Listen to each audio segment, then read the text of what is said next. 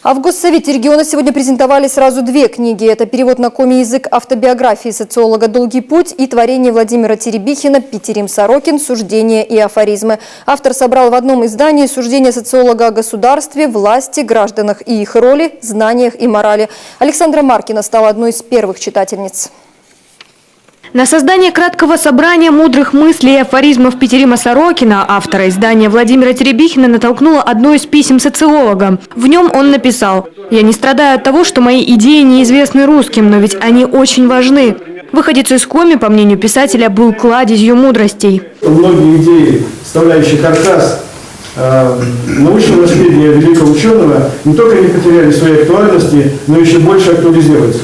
Причем актуализируется как для научного изучения все более усложняющего социума, так и для практических аспектов, связанных с проектированием концепции развития и преображения российского общества.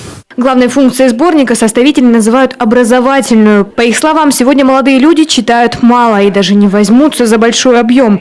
А краткий сборник поможет им увидеть и понять мир Сорокина. Этого же ждут и от другой книги автобиографии «Долгий путь», которую также выпустили к юбилею социолога. Особенный интерес вызывает сегодня книга «Долгий путь».